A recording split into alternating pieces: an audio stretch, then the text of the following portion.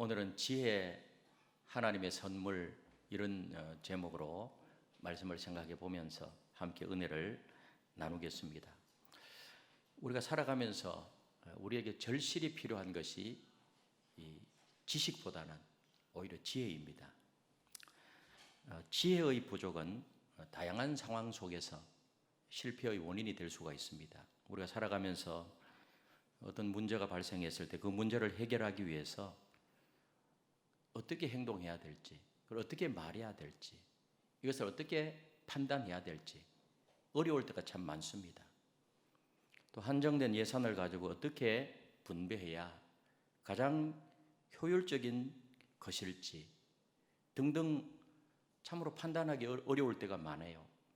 이 모든 것들은 학교에서 가르쳐주지 않는 고도의 지혜를 요구하는 그런 이슈들입니다. 잘못된 판단으로 말미암아서 비즈니스라든지 개인적인 관계라든지 또 금전적인 결정 등 여러 영역에서 실패를 초래할 수 있기 때문입니다. 사실 지금까지 살아온 우리의 삶을 돌이켜보면 아쉬운 점이 많아요.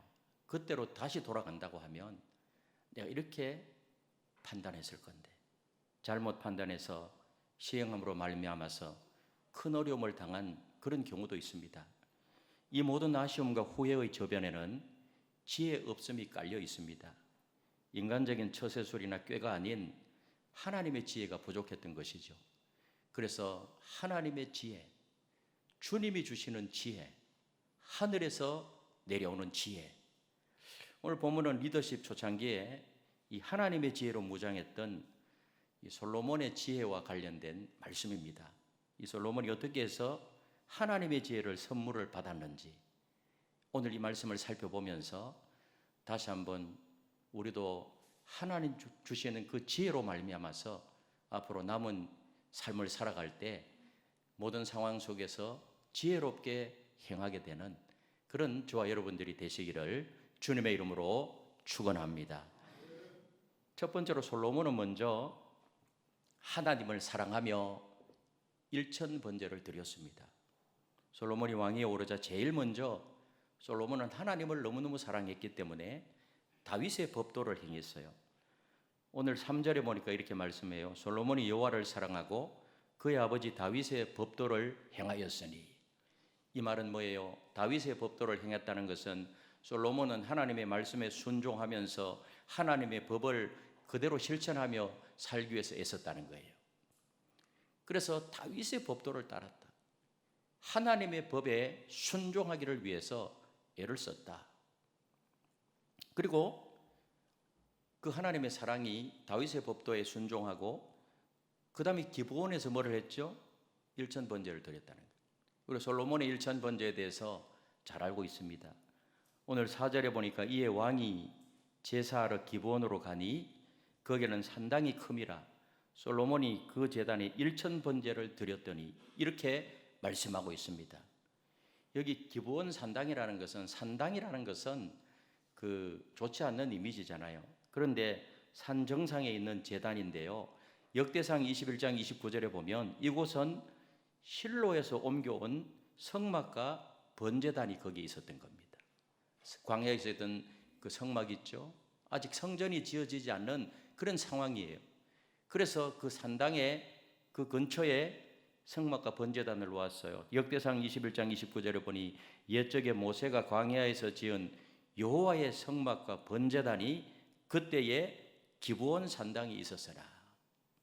그래서 솔로몬은 제단을 찾아가서 백성들과 함께 그 하나님의 무한하신 은혜를 기억하면서 솔로몬이 뭐를 하죠? 왕이 되면서 다윗의 법도를 따라 행하면서 하나님을 붙잡고 일천번제 예배를 드렸단 말이에요. 일천번제가 뭡니까? 100,000일 동안 드리는 예배. 이것은 1,000마리의 양이 죽어야 하는 엄청난 희생의 제사였습니다. 번제를 알잖아요. 번제는 뭐예요? 완전히 불살라워서 태워서 드림으로 나중에는 죄만 남게 되는 하나님께 헌신을 고백하며 드리는 예배였습니다. 1,000마리의 양을 1,000일 동안에 완전히 태워서 그 헌신을 의미하는 것이죠. 솔로몬이 그런 마음이 있었어요. 이러한 솔로몬의 번제는 하나님을 감동시키는 그런 사건이 되었어요. 여러분, 우리들의 예배가 하나님을 감동시키는 그런 예배가 되어야 될 줄로 믿습니다. 정말로 나를 태워서 드린다는 그런 심정으로 하나님께 집중해서 예배 드릴 때 거기에 하나님의 임재가 있는 것이고 거기에 하나님의 감동이 있는 것이고, 여러분, 솔로몬은요 우선순위를 바로 알았어요. 우리도 무엇보다도 하나님을 먼저 찾고 하나님 중심으로 사는 그런 삶이 되어야 될 줄로 믿습니다. 이렇게 다윗의 법도를 행하면서 예배의 혼신의 힘을 쏟았던 솔로몬은 그야말로 예배와 사역의 양축을 확실하게 다진 그런 사람이었습니다. 만약에 한쪽으로만 치우치게 되면 영성이 깨어지기 쉬워요. 그런데 솔로몬은 이 둘 다 전심으로 균형 있게 행했어요. 이것이 뭐예요? 하나님의 마음을 흡족하게 했다는 겁니다. 균형 있는 신앙이 중요해요. 우리는 하나님께서 꿈에 솔로몬에게 나타나셔서 소원을 묻고 지혜를 주신 것만 생각하고 그 이전에 솔로몬이 행한 일에 대해서는 별로 관심이 없잖아요. 그 전에 3년이나 넘는 세월 동안에 하나님과의 깊은 관계를 위해서 솔로몬이 다윗의 법도를 행하고 몸부림치면서 하나님을 붙잡고 말씀에 순종하면서 하나님 앞에 예배했다는 이 사실을 간과하기 쉬워요. 하나님의 지혜는 하나님과 깊은 교제를 한 사람, 하나님의 말씀대로 사는 사람에게 부어지는 축복이라는 사실을 우리는 알아야 되는 것입니다. 두 번째로 솔로몬은요 하나님께 감사드렸어요. 그렇게 하니까 감사가 나오는 것은 당연해요. 솔로몬은 참으로 복을 받은 사람이에요. 왜 그래요? 하나님이 솔로몬에게 찾아오셨기 때문에. 여러분, 하나님이 찾아오셔서 만나주시는 그 사람은 복 있는 사람임을 믿으시기를 바랍니다. 그래서 5절에 보니까 이렇게 말씀해요. 우리 5절이 굉장히 중요한 말씀인데 5절을 같이 읽겠습니다. 시작. 기브온에서 밤에 여호와께서 솔로몬의 꿈에 나타나시니라. 하나님이 이르시되 내가 내게 무엇을 줄꼬 너는 구하라. 솔로몬이 그 하나님께서 솔로몬에게 찾아갔어요. 그리고 앞에 있었던 3년 이상의 그 하나님과의 관계를 다졌던 솔로몬에게 찾아가서 하나님이 말씀해요. 너는 무엇이든지 구하라. 그럼 내가 주겠다는 거예요. 그래서 하나님이 솔로몬에게 나타나서요 백지수표를 준 거예요. 백지수표. 백지의 수표를 주면서 네 원하는 대로 적으라는 거예요. 우리에게도 하나님이 찾아오셔서 백지수표를 주면서 네 원하는 거 다 적어라. 이렇게 하면 얼마나 좋을까요? 그래서 이것은 그야말로 전설이나 동화에서나 나올 법한 일이 일어난 것입니다. 소원을 물으시는 하나님께 솔로몬의 대답은 3가지였어요. 그 3가지 대답이 뭔가 하면 6절에 보면은요, 그 6절 이하에 보면은 자신이 왕위에 오른 것은 전적으로 하나님의 은혜였음을 고백하면서 감사했어요. 내가 왕위에 오른 것은 이것은 내가 잘나서 그런 것이 아니고 이것은 전적인 하나님의 은혜였습니다 하면서 하나님께 감사해요. 여러분, 최상의 자리에 서서 이렇게 겸손하게 되는 것이 쉽지 않습니다. 우리가 원하는 학교나 원하는 직장에 들어갔을 때, 내 사업이 성공했을 때, 내가 유명해졌을 때 다 하나님의 은혜입니다 라고 진심으로 감사하면서 고백한다는 것이 그리 쉬운 일은 아니에요. 여러분, 그리스도인은요, 우리 예수 믿는 사람의 진정한 성공은 그 스포트라이트를 결코 자신에게 돌리지 말아야 돼요. 오늘 솔로몬이 이런 관점에서 참 솔로몬은요 괜찮은 사람이에요. 하나님 앞에서. 그리고 또한 자신의 연약함을 고백함으로 겸손한 모습을 나타내요. 오늘 7절입니다. 우리 7절을 다 같이 읽겠습니다. 시작. 나의 하나님 여호와여, 주께서 종으로 종의 아버지 다윗을 대신하여 왕이 되게 하셨사오나 종은 작은 아이라 출입할 줄을 알지 못하고. 여기에 작은 아이라 이 말은 무슨 말인가 하면 나이가 어리다는 말이 아니에요. 한 나라를 통치하는 데 필요한 자질과 경험이 너무 부족하다는 거예요. 이 나라 이 민족 아버지 다윗은 참 훌륭하게 통치했는데 나를 왕으로 세웠는데 하나님 저는 작은 아이입니다. 나라와 민족을 이끌어가기에는 너무나도 한계가 많고 자질이 경험이 너무나도 부족합니다. 여러분 이처럼 하나님 앞에서 자신의 한계와 약함을 인정하는 겸손한 자에게 하나님께서는 보다 더 큰 은혜를 베풀어 주시는 하나님이심을 믿으시기를 바랍니다. 잘난 척하지 않았어요. 우리는 뭐 조금만 뭐 되면은 자기 의가 강해서요, 자기가 최고인 줄 알고 자기 기준으로 다른 사람을 판단하고, 그거는 그리스도인의 자세가 전혀 아니잖아요. 왕의 자리는 겸손하기가 어려운 신분입니다. 이것이 솔로몬의 위대한 점이에요. 여러분 하나님께서는 교만한 자를 물리치시고 겸손한 자에게 은혜를 베푸시는 하나님이심을 믿으시기를 바랍니다. 그래서 잠언 29장 23절에 보니 사람이 교만하면 낮아지게 되겠고 마음이 겸손하면 영예를 얻으리라. 교만하면은요 오히려 낮아져요. 다른 사람은 낮게 평가해요. 그러나 마음이 겸손하면 뭐예요? 영예를 얻으리라. 그 겸손한 사람이요 덕이 있고 사람들이 그 사람을 존경하게 된다는 거예요. 베드로전서 5장 5절에 보니까 하나님은 교만한 자를 대적하시되 겸손한 자들에게는 은혜를 주시느니라. 아멘. 하나님이 겸손한 자들에게는 은혜를 주신다는 거예요. 그래서 늘 상대방을 나보다 낫게 여기고, 우리 예수님도 자기를 비워 종의 형체를 가졌다 그랬잖아요. 그래서 솔로몬은 소원을 물으시는 하나님께 먼저 겸손하게 그동안 인도하신 하나님의 은혜에 대해서 감사했어요. 그리고 마지막으로 솔로몬은요, 그리고 나서 뭐를 구해요? 지혜를 구해서 지혜를. 솔로몬은 하나님의 백성을 다스려야 하는 자신의 막중한 사명과 관련해서 가장 필요한 것이 무엇인가를 정확하게 알고 하나님 앞에 기도했습니다. 8절에서 9절이 그 솔로몬의 간구예요. 우리 8절 9절을 같이 읽겠습니다. 시작. 주께서 택한 백성 가운데 있나이다. 그들은 큰 백성이라 수요가 많아서 셀 수도 없고 기록할 수도 없사오니 누가 주의 이 많은 백성을 재판할 수 있사오리까? 듣는 마음을 종에게 주사 주의 백성을 재판하여 선악을 분별하게 하옵소서. 그래서 솔로몬은요 왕으로서 진정한 리더십은 사람을 다루는 일임을 알았어요.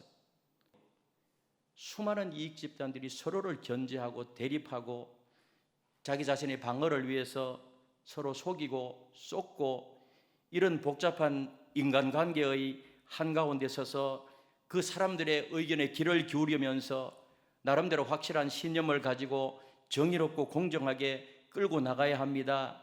그런 것, 수많은 그런 재판과 얽히고 설킨 관계 속에서 그 문제를 해결해 나가는 그런 리더십, 그 리더십은요 책에서 배울 수가 없어요. 왕으로서, 리더로서 지혜가 필요한 거예요. 그래서 솔로몬은 그것을 알았기 때문에 하나님 앞에 그것을 구했어요. 사람을 읽고 이해하고 다루는 지혜는 오직 하나님께로부터 온다는 사실을 솔로몬은 너무나도 잘 알고 있었습니다. 그래서 예배하고 말씀 묵상하고 기도하면서 하나님이 이런 것은 저에게 주셔야 됩니다, 이렇게 솔로몬이 구했던 것입니다. 시편 119편 98절에서 100절에 보면 이런 말씀을 합니다. 우리 같이 읽겠습니다. 시작. 주의 계명들이 항상 나와 함께하므로 그것들이 나를 원수보다 지혜롭게 하나이다. 내가 주의 증거들을 늘 읊조림으로 나의 명철함이 나의 모든 스승보다 나으며 주의 법도를 지킴으로 나의 명철함이 노인보다 나으니다. 야, 정말 대단한 말씀이에요. 하나님의 지혜는 나를 원수보다 지혜롭게 해서 승리를 안겨줄 것이고, 모든 스승보다 지혜롭게 해서 세상 학문보다 탁월하게 해줄 것이고, 노인보다 지혜롭게 해서 세상의 경험과 경륜을 뛰어넘게 할 것입니다. 그런 말씀이에요. 이게 바로 뭐예요? 하나님의 지혜요, 주의 계명들이라는 것입니다. 원수보다 지혜롭고, 여러분 스승보다 낫고요, 노인보다, 노인 하면은 지혜를 상징하잖아요. 그 모든 것보다 지혜로운 것이 뭔가 하면 하나님의 지혜라는 사실을 믿으시기를 바랍니다. 그래서 젊다고 해도 이 하나님의 지혜로 충만하게 되면 그런 놀라운 리더십의 능력을 갖추게 되는 것입니다. 그럼 우리는 기도해야 되면 주여 하늘의 지혜를 주옵소서. 우리 자녀들에게 하늘의 지혜를 주시옵소서. 내 손자 손녀에게 하늘의 지혜를 주시옵소서. 기도해야 될 줄로 믿습니다. 솔로몬과 같은 지혜를 주시옵소서. 이렇게 기도하시기를 바랍니다. 이렇게 솔로몬은요, 자기 자신의 영광과 욕망을 구한 것이 아니라 하나님의 영광과 하나님의 백성의 선을 위해서 이렇게 솔로몬은 지혜를 구했단 말이에요. 하나님의 뜻을 행할 지혜를 구하는 이 솔로몬의 대답에요, 하나님은 감동하시는 감동. 그 앞에 한 3년 기간 동안에도 감동했지만 또 이 기도하고 백지수표를 내놓는데, 여러분들은 백지수표 내놓으면 뭐를 적겠어요? 이런 식으로 하니까 또 하나님이 또 감동받아요. 그래서 10절에 보니까 솔로몬이 이것을 구하매 그 말씀이 주의 마음에 든지라. 주의 마음에 든지라. 하나님의 마음에 들었어요. 하나님은 너무너무 기뻐하시는 거예요. 여러분, 지도자로서 올바른 소원, 올바른 기도를 드린 솔로몬에게 하나님은 흡족해 하셨어요. 여러분, 우리는 하나님 마음에 드는 그런 사람이 되어야 될 줄로 믿습니다. 어떻게 하면 내가 하나님의 마음에 드는 삶을 살까? 여러분, 그것이 중요해요. 11절 12절에 보니 이렇게 말씀합니다. 우리 11절 12절을 같이 읽겠습니다. 시작. 이 하나님이 그에게 이르시되 내가 이것을 구하도다.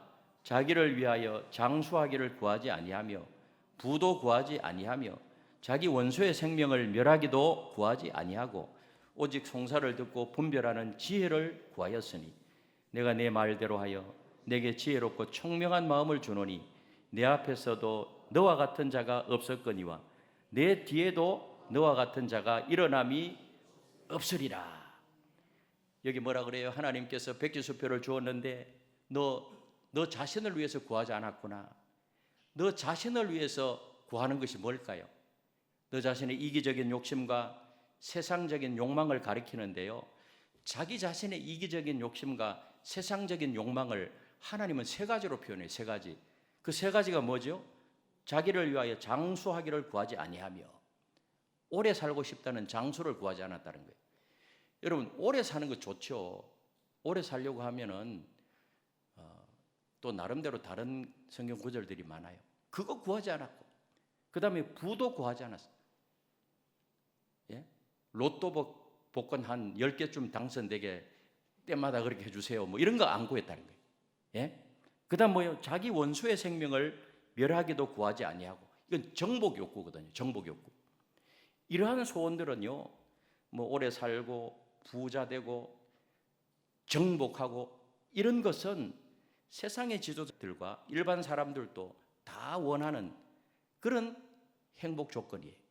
이런 거 구하지 않았다는 거예요. 솔로몬은요, 그것만으로는 진정한 만족을 얻지 못한다는 사실을 알았기 때문에 하나님으로부터 오는 지혜의 마음을 주십시오. 지혜롭게만 된다면 이 모든 것은 다 해결될 줄로 솔로몬이 알았을까 몰랐을까요? 알았단 말이에요. 그래서 우리가 차원 높은 기도를 하려고 하면 어떻게 하면 하나님의 마음에 흡족한 그런 기도를 할까? 그게 중요해요. 그래서 솔로몬이 협조하신 하나님께서는 어떻게 했어요? 그가 구한 지혜뿐만 아니라 보너스로 부와 영광까지 더하여 주셔야겠다는 거예요. 보너스로. 그래서 13절에 보니까 이렇게 말씀해요. 13절을 같이 읽겠습니다. 시작. 내가 또 내게 구하지 아니한 부귀와 영광도 내게 주노니 내 평생의 왕들 중에 너와 같은 자가 없을 것이라. 하나님께 그 하나님의 마음에 들고 하나님이 너무 흡족하니까요, 하나님이 지혜를 주실 뿐만 아니라 부와 영광도 보너스로 주겠다. 에베소 3장 20절에 보면 우리 가운데서 역사하시는 능력대로 우리가 구하거나 생각하는 모든 것에 더 넘치도록 능히 하실 이에게. 여러분, 우리 하나님은 하나님을 기쁘시게 해드리고 하나님의 뜻대로 살고 하나님의 마음에 흡족한 삶을 산다고 하면 내가 기도하는 것보다 더 넘치도록 능히 하실 하나님이심을 믿으시기를 바랍니다. 솔로몬이 경험했잖아요. 그리고 하나님의 백성들이 이런 거 많이 경험했어요. 하나님의 뜻대로 살겠다는 결단을 하고 어려워도 믿음으로 나가게 되면 내 욕심을 따라서 챙기던 때보다 훨씬 더 큰 축복을 하나님께서 우리에게 덤으로 주실 줄로 믿습니다. 그래서 그의 나라와 그의 의를 구하라. 그리하면 너에게 뭐라고요? 이 모든 것을 더하여 주시리라. 더하여 주시리라. 이제 열왕기의 저자는요, 솔로몬에게 하나님의 지혜가 주어진 사실을 입증하는 예로 16절부터 18절까지 한 재판을 소개하고 있어요. 이 재판, 그 당시의 상황 속에서 아마 온 나라를 뒤흔들어 놓았던 굉장히 유명한 재판이었던 것 같아요. 그래서 솔로몬이 지혜를 받았는지 안 받았는지 그 한 재판을 통해서 이 열왕기 저자는요 소개하고 있습니다. 그것은 뭐예요? 한 아이를 두고 두 엄마가 자기가 진짜 엄마라고 서로 싸우는 거예요. 그래서 같은 시간에 그 아이를 낳았어요. 근데 한 엄마가 잠을 잘못 자서 깔아가지고 아이가 죽어버린 거예요. 그래서 아이를 바꿔치기 했어요. 근데 진짜 엄마가 아침에 눈을 떠보니까 자기 아이가 아닌 거예요. 엄마는 알아보잖아요. 근데 서로가 자기 아이라고 우기는 거예요. 그래서 이 판결은 그 당시의 관점에서 대단히 어려웠어요. 서로 엇갈린 주장을 하죠. 목격자는 전혀 없어요.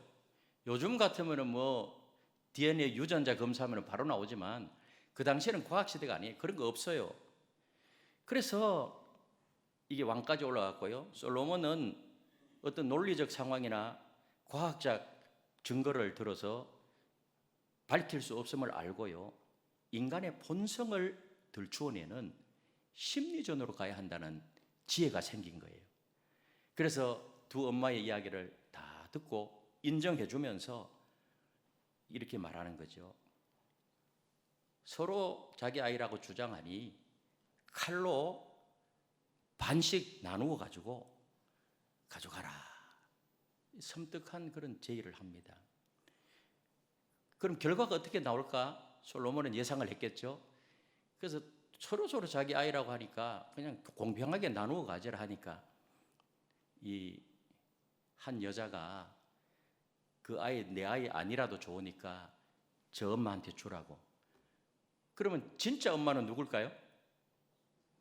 예? 그 아이를 살리는 엄마가 진짜 엄마죠? 그래서 온 백성들이 이 사실을 전해 듣고 감탄하면서 왕의 권위를 인정하고 리더십을 인정하고 두려워하게 되고요. 그래서 28절에 보니까 이렇게 나와요. 28절 같이 읽겠습니다. 28절 시작. 온 이스라엘이 왕이 심리하여 판결함을 듣고 왕을 두려워하였으니 이는 하나님의 지혜가 그 속에 있어 판결함을 봄이더라. 하나님이 함께 하시는 것이 보여진 거예요. 다윗이 골리앗이라는 국가 난제를 해결하면서 백성들의 마음을 얻었다고 하면 솔로몬은 이 사건을 통해서 백성들의 큰 신임을 얻게 되고 그 솔로몬의 왕의 초기에 리더십이 견고하게 세워지게 되었습니다. 아버지 다윗은 강한 군사력으로, 아들 솔로몬은 뛰어난 하나님의 지혜로 이스라엘을 제사장 나라요 하나님의 나라로 이렇게 세워나가게 되었던 것입니다. 오늘 29절 30절 말씀을 다시 보면 지혜와 총명에 대해서 좀 더 살펴보면 이 말씀을 다시 한번 읽어보겠습니다. 시작. 하나님이 솔로몬에게 지혜와 총명을 심히 많이 주시고 또 그 넓은 마음을 주시되 바닷가에 모래같이 하시니 솔로몬의 지혜가 동쪽 모든 사람의 지혜와 애굽의 모든 지혜보다 뛰어난지라. 하나님 솔로몬의 지혜와 명철을 주는데요, 얼마나 지혜가 큰지 동쪽의 모든 사람의 지혜보다 크고 애굽의 모든 지혜보다 뛰어난 거예요. 솔로몬이. 여기서 지혜라는 것은 무슨 말인가 하면 명철, 학식, 기술 등의 의미를 담고 있습니다. 그래서 삶의 모든 영역에서 탁월한 통찰력을 말해요. 그래서 탁월한 통찰력, 얽히고 설킨 내 삶의 현장에서 많은 내가 결정하고 문제를 해결해야 될 그런 상황 속에서 나에게 탁월한 하나님이 주신 지혜로 그런 통찰력이 있다고 하면 얼마나 좋겠어요. 총명은 폭넓은 이해력을 가리켜요. 그래서 솔로몬에게 하나님이 주신 지혜는요, 해박한 지식과 삶의 전반에 대한 깊은 통찰력과 인간에 대한 이해력을 갖춘 완전한 지혜였습니다. 여러분, 당시의 고대 중동 사회에서 최고의 학문의 메카가 어딘가 하면 애굽이었어요. 애굽. 오늘 미국 같아요. 학문의 메카예요. 사막 한가운데 그 피라미드를 지을 정도로 애굽의 건축과 이 과학 기술은요 탁월했어요. 지금도 한번 그 성지순례 가보면 그 사막의 그 피라미드 보면은 그 당시의 기술로 현대 첨단 과학으로도 해석이 잘 안 되는 부분이 많대요. 그 정도로 그 최고의 건축, 과학 기술 이런 거예요. 그런데 솔로몬은요 애굽의 지혜보다 뛰어났다는 거예요. 솔로몬이. 또 당시에는 서양보다 동양의 학문과 지혜가 앞서 있었대요. 그 당시에는. 그래서 뭐 수학이라든지 기초과학, 역사, 언어 등에서 동방학자들의 명성은 대단했습니다. 그런데 뭐라 그러죠? 하나님이 주신 솔로몬의 지혜가 이 모든 이들을 훨씬 능가했다는 거예요. 동양의 학자들보다 능가했다. 여러분, 우리는 이 말씀을 보면서 우리 대한민국의 교육열이요, 자녀 교육열이 어느 세계의 나라보다 우리나라 강하잖아요. 자녀 교육열이 엄청난 우리나라 부모들이 명심해야 될 것이 있는데, 그것은 뭔가 하면 자녀들이 하나님을 제대로 믿게 해야 돼요. 믿음의 자녀로 키워야 됩니다. 하나님의 말씀이 인생 교과서가 되도록 만들어야 돼요. 우리나라 교육열은 세계 제일이지만 세계의 인재들과 견주어서 우리의 아이들이 탁월함을 갖기 위해서는요, 인간의 힘만으로는 한계가 많다는 거예요. 인간의 힘만으로는 불가능하다는 거예요. 그러므로 아이들이 하나님의 지혜로 채워져야 될 줄로 믿습니다. 말씀의 능력으로 채워져야 될 줄로 믿습니다. 여러분, 유대인들이 세계적으로 저렇게 뛰어난 이유가요, 그들이 어쨌든 성경 교육을 하는 거예요. 성경 교육, 토라 교육을.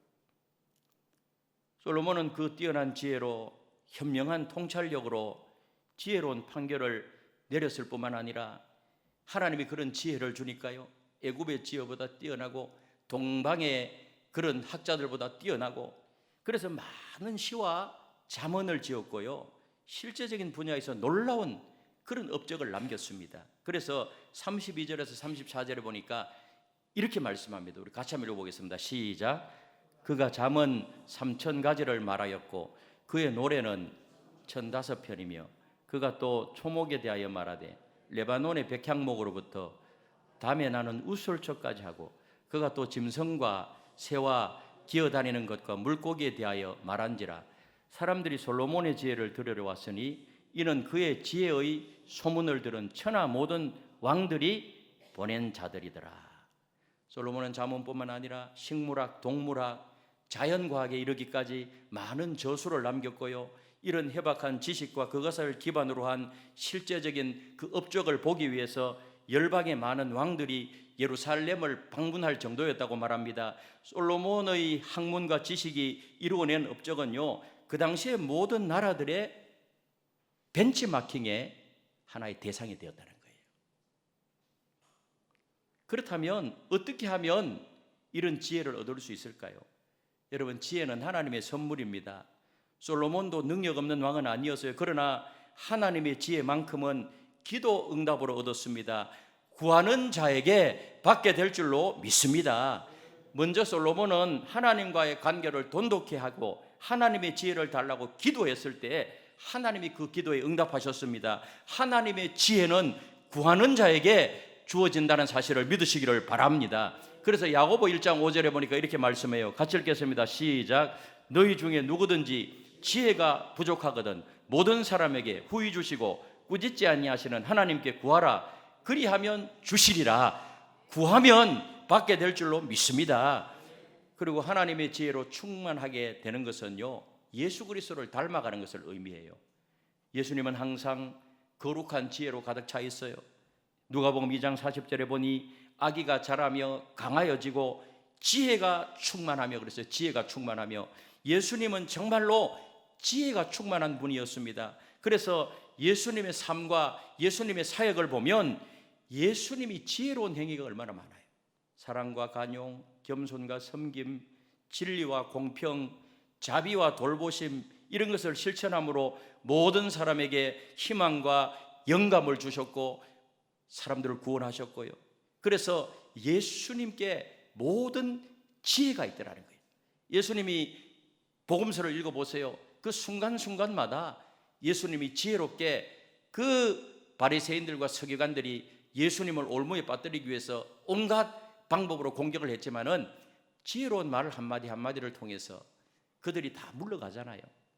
그러므로 예수님을 사랑하고 예수님과 깊이 교제하게 되면 하늘의 지혜가 주어지게 될 줄로 믿습니다.